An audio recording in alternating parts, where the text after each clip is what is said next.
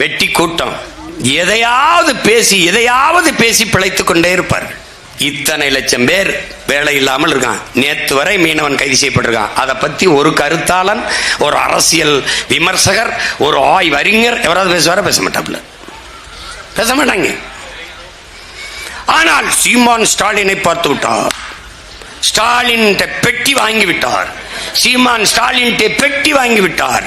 அதே நாயே ஸ்டாலின் சீமான் பெட்டியை கொடுத்து விட்டார் என்று பேசடா. பரதேசி நாயே, சீமானுக்கு ஸ்டாலின் பெட்டியை கொடுத்து விட்டார். சொல்லடா, சொல்றாடே, சொல்றா. எதையாவது பேசி திங்கிறது, எதையாவது. நாங்க விவசாய குடும்பத்தில் இருக்க, விதைக்கும் போது கூட 10 கையை விதைப்போம். ஏன்?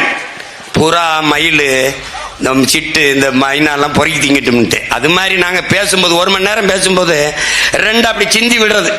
அதை வச்சு இந்த வலைவெளி, இந்த வாடகை வாய்கள் பிழைச்சிட்டு போட்டும்ட்டு 2 பேசி விடுறோம். பிச்சைக்காரன். மக்களின் பிரச்சனைகள் லட்சம் இருக்குது. லட்சம் போராட்டங்களுக்கு 3 ஆண்டுகளில் திராவிட மாடல் அரசு அனுமதி கொடுத்திருக்குதுன்னு பேசுறாரு முதல்வர். அதை ஒருத்தம் பேசுறீங்களா? லட்சம் பிரச்சனை என்றால் லட்சம் போராட்டங்களை என் மக்களுக்கு திணித்தது நீங்கள் என்று. இத்தனை கொலைகள். நேற்று திருநெல்வேலியில் அந்த ஆணவ படுகொலை, சாதி பெருமையில ஒருத்தன் வெட்டிருக்கான், கொண்டிருக்கான். சின்ன பையன் வெட்டி கொண்டிருக்கான். அதை பத்தி யாரா பேசுனா பத்தியா, பேசுவான பத்தியா? பேச மாட்டான். அவ எப்படி பேச வருவான்? தமிழர்களுக்குள்ளே சண்டை, தமிழர்களே வெட்டி கொண்டு சாகிறார்கள், பாருங்கள் தமிழர் என்று பேசியவர்கள் எங்கே? திராவிட புடுங்கி ஆட்சியில் தான்டா நடக்குது இது. நீதான் சாதியை ஒழிச்சுட்டோம், சமத்துவத்தை கொண்டு வந்துட்டோம், எல்லாத்தையும் நிலைநாட்டிட்டோங்கிற. எங்க நாட்டின?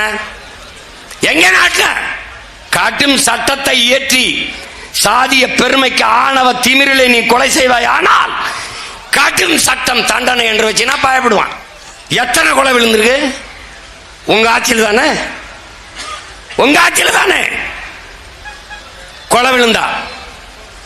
அந்த இளவரசன் திவ்யா கொலையா? தமிழர் என்று பேசியவர்கள் எங்கே? யாரு ஆட்சியில் இருக்கிறது? இவன். பெருமைனா திராவிடன், ஏதாவது தமிழர்கள் எங்கே? எப்படி இருக்கு?